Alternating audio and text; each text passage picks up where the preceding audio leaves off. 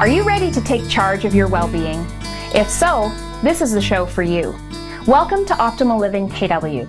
I'm Kelly Wagner, and Optimal Living is all about showing you how to stop just surviving in life and how to start thriving. How? By taking an integrated approach to well-being. The focus of today's show is on mental health. Now, science continues to show us the integral link between a healthy mind, healthy body, healthy emotions, and a healthy spirit. Whether you're someone who might suffer from the occasional bout with depression, or someone who's suffering from chronic mental health issues, or maybe you just know someone who's going through these kinds of struggles, there is help available. Our experts today on the show include naturopath Kim Bretz and Canadian Mental Health Association representative Linda Bender. But with us now is someone who has a lot of information to share about one of the holistic supports to mental health. Sherry Bean is the Director of Community Counseling at KW Counseling Services, and we're here to talk with you about the supports of mental health in counseling and how counseling can benefit someone with mental health issues. Thanks for taking time with us today, Sherry. Thank you for having us. So why is it important to seek some counseling, perhaps, as one of the contributing factors to approaching mental wellness and helping mental health issues? Kelly, I'm really glad you've asked that because I think we don't do enough to let people know that counseling really works. We are engaging in a number of different forms of research right now with the local universities that are even showing our one-session model at walk-in on Thursdays is deriving benefits immediately thereafter and even 3 and 4 months after the people come for one session. Wow. So counseling, we know as therapists, is very, very effective, but we're trying to find some ways to show this to the general public. That's helpful because a lot of times, and certainly in contemporary society, we're often very much a quick fix factor, and so a lot of it is going, you think of medication for mental health, right. And that can certainly be a help, but counseling also looks at some of the underlying factors that might be contributing to mental illness as well. Absolutely. I mean, one of the things that we do in counseling is to make sure that we do a thorough assessment of all of the different parts of a person's life. So we need to look at how are they doing socially? How is their physical health? Are they being impacted by anything that's going on in their environment?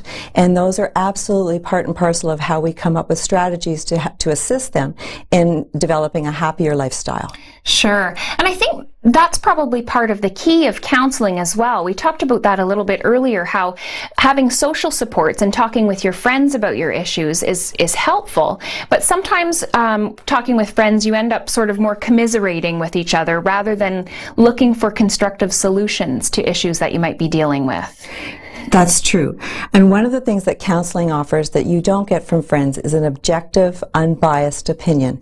And with family and friends, they sometimes already have their own reason for why they want to say the things back to the person who's hurting. And it may be about their own pain.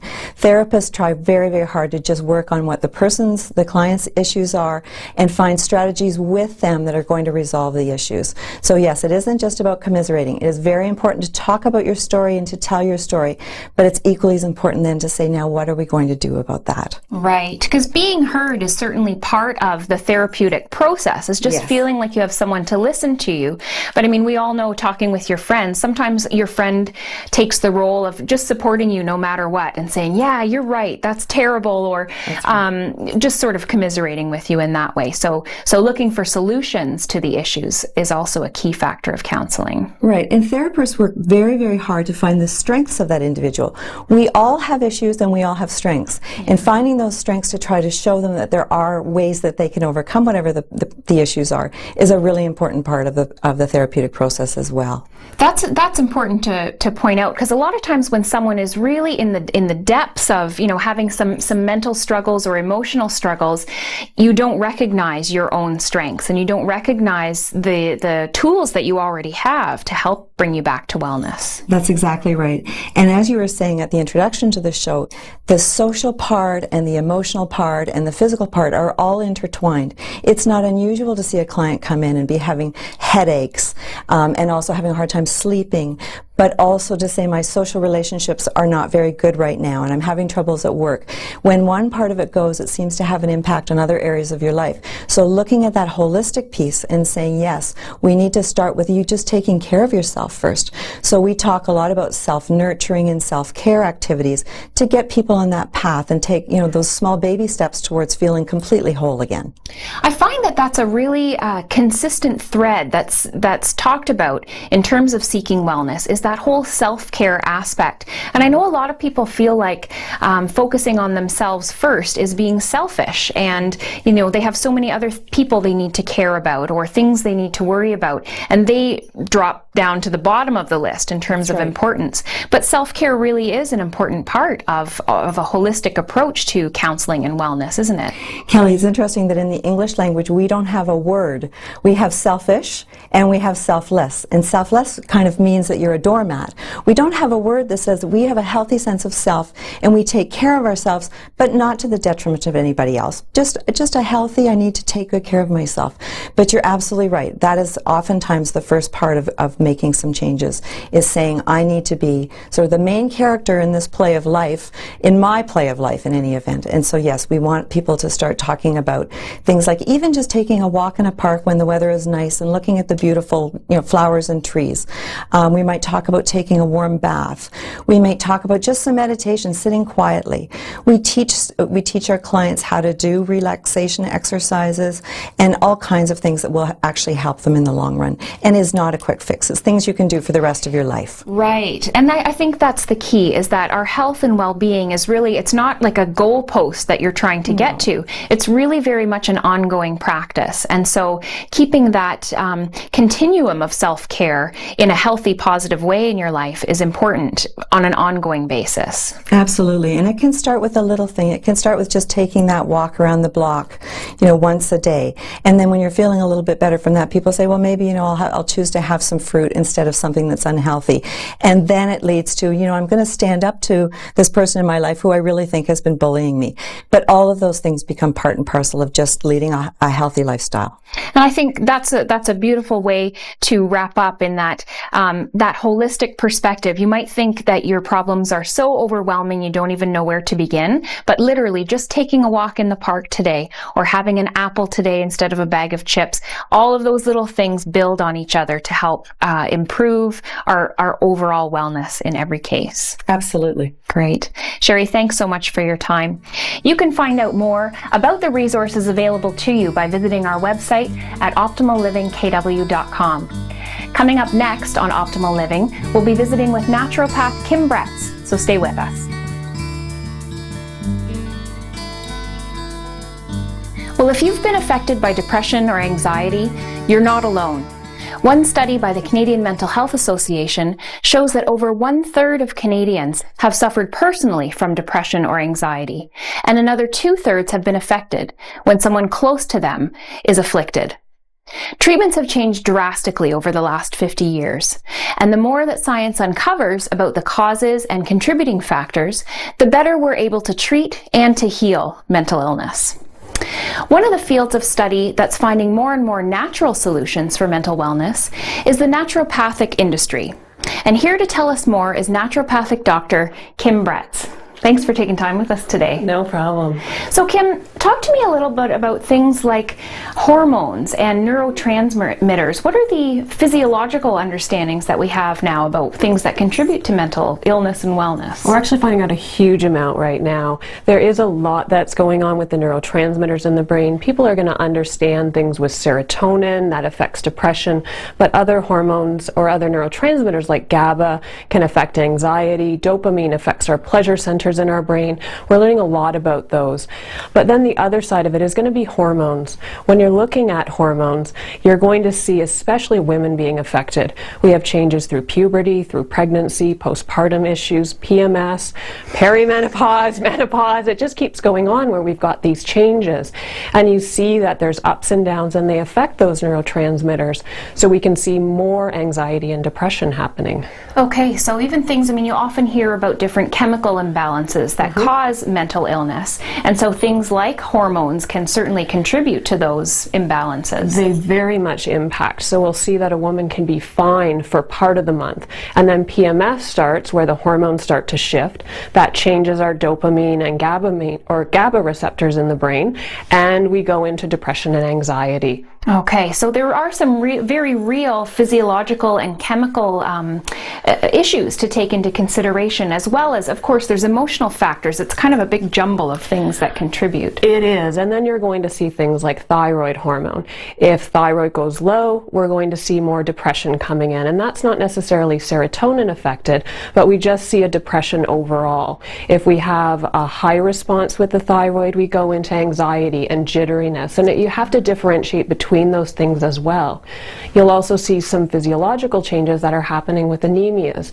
So women may have a loss of iron through menstruation, and that can mimic depression, anxiety as well. Boy, there's so many things to consider, aren't there? It absolutely is. What would you say, Kim, are some of the ways that natural solutions maybe either complement or can work in tandem with traditional medicines for these kinds of issues? There's a lot of things that we actually have great research on. Now, that being said, if you look on the internet, it seems that every single thing is going to cure every single product or every single problem, but it's really not. But there are some very specific herbs and nutrients that can be helping with the hormone side of things, but can also help with making serotonin in the brain.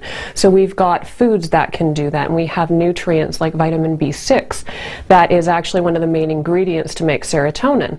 So if you don't have that, you can't make serotonin, and it's more likely that you're going to suffer from depression. Oh, that's, you know what, and that's such a great point to make, is that a lot of times people are struggling with emotional issues, maybe feeling like they're going into depression, but not feeling like, well, I don't want to, just go in and jump on medication for it, but knowing that there are things that you can adjust and look at with your foods and other things that may help you. Very much so. And we find even things that a Mediterranean style diet in general seems to help with depression and anxiety, in addition to the heart disease and cancers and all the other things. So it's not just the big things that we're looking at, but how you feel on a day-to-day basis. Food is going to affect that, and nutrients are going to change that as well. Okay.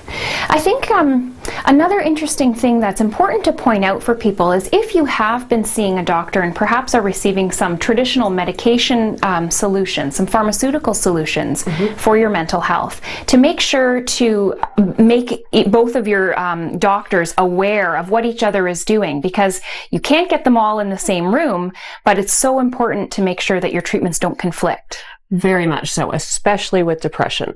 A lot of the medications that are there can interact with some of the natural products.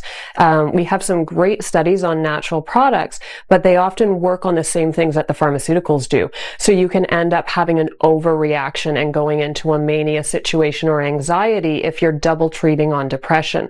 My patients, I have to say, are fantastic for letting me know what they're taking medication-wise, but I have to highly encourage that people are telling their family doctors what they're doing, because in some cases they don't want to talk about it necessarily, and that's not safe at all. There are some situations where we'll use them at the same time, but that has to be highly supervised if that's being done. And in a lot of cases that can help people wean off a medication if that's what the group of healthcare providers have decided is a good option to do. But it does have to be supervised, and everyone needs to know what we're playing with at that point. Yeah, of course, because if someone is providing or offering a treatment solution without being aware or fully aware of the other things that the person might be trying to do for their health, it can really have adverse effects. And there is sometimes the idea, and I think we're getting better with this, but some people still have the idea that if it's natural, there's no problems. Right. And there's a lot of things that with supplements, I need to do testing on the liver enzymes to make sure that it's not affecting that, or we need to be monitoring to see if there's changes we need to put in, or side effects that can be there. St. John's wort has fantastic studies behind it, but it interacts with a lot of medications, including the birth control pill, which is one that we don't want want to see people messing around with. For sure. And it also interacts with the drugs that are used for depression and anxiety, and then it can cause sun sensitivity for some people, or we have to watch on those liver enzymes again and make sure that we're not doing harm the same way you would with a cholesterol medication.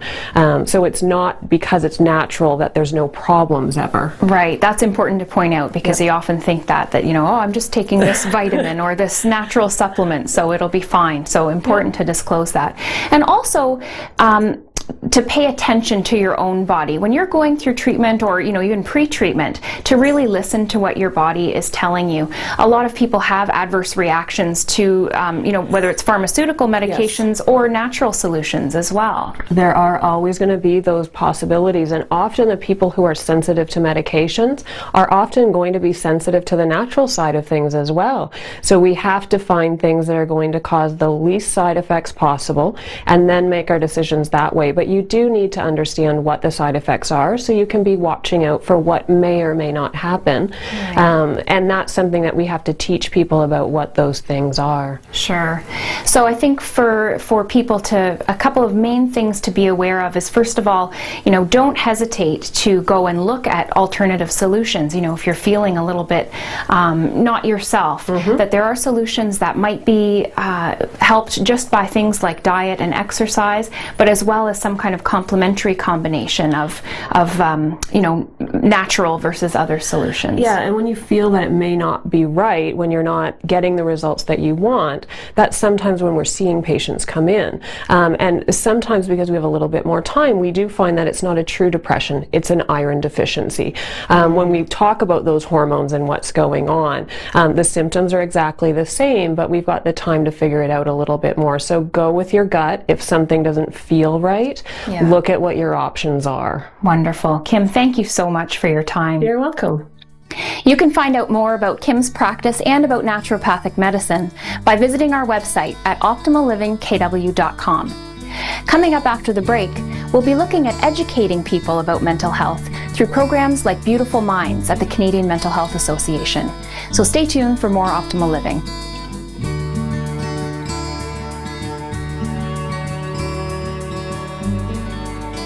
Part of the challenges in dealing with mental illness is knowing what you're dealing with. And part of the programs that are available at the Canadian Mental Health Association are just that, about educating the public and teaching you about what to look for and what to watch for when dealing with mental illness. Here with us to talk about some of those education points today is Linda Bender from the Grand River chapter of the Canadian Mental Health Association. Thanks for spending some time with us today, Linda. Welcome. Thank you. So I think that with mental illness, would you say that there are a lot of myths that are still out there? As much as our knowledge is advanced in terms of what we know about mental illness and how to treat it, there are still a lot of myths that are present. I think there are still myths that are present and that have been around for a long time. Some of them are historical based and came about before there were treatments available for mental health problems and before people realize that individuals that experience mental health challenges can have a full and satisfying life, and in fact do. So myths that the mental health, people that struggle with mental health are violent or dangerous, that's something that's often been perpetuated in how people are portrayed in the movies and the TV reports. They talk about the 1 or 2% of people who may engage in violence rather than the 98% that don't. Right. And really people are more likely to be victims of violence than perpetrators of violence. So that's one myth.